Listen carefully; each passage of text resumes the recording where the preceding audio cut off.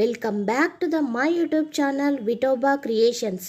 మన సనాతన ధర్మంలో దేవతలకు కొబ్బరికాయను సమర్పించే సాంప్రదాయం చాలా ఏళ్లుగా కొనసాగుతోంది. పూజలో పెట్టిన కొబ్బరికాయకు ప్రత్యేక ప్రాధాన్యత ఉంది.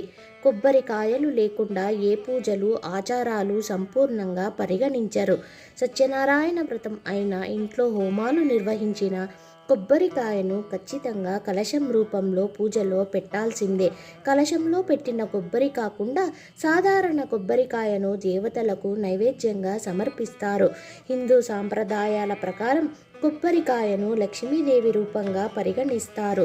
ఏవైనా పూజలు నిర్వహించిన తర్వాత పండితులు ఆశీర్వదించి కుటుంబ పెద్దలకు కొబ్బరికాయను ఇస్తారు. అయితే ఇది ఇలా ఉండగా పూజ తర్వాత కలశంగా పెట్టిన కొబ్బరికాయను ఏమి చేయాలో చాలామందికి తెలియదు. ఈ కొబ్బరికాయను పగలగొట్టి తినాలా లేక ఎక్కడైనా భద్రంగా ఉంచాలా, అసలు ఏమి చేయాలి అనే సందేహాలు వస్తుంటాయి. పూజలో పెట్టిన కొబ్బరికాయపై దేవతల అనుగ్రహం ఉంటుందని, అది ఇంటిలో ఉన్న నెగటివ్ ఎనర్జీని పోగొడుతుంది.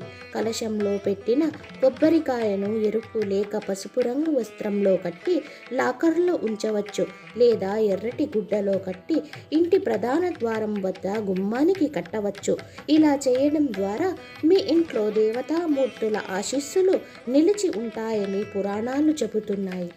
నా ఛానల్ని కొత్తగా చూస్తున్న వాళ్ళు ప్లీజ్ లైక్ చేయండి, షేర్ చేయండి, సబ్స్క్రైబ్ చేయండి.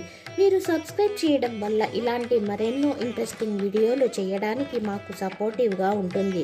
లైక్ చేయడం వల్ల ఈ వీడియో మరికొంతమందికి చేరుతుంది.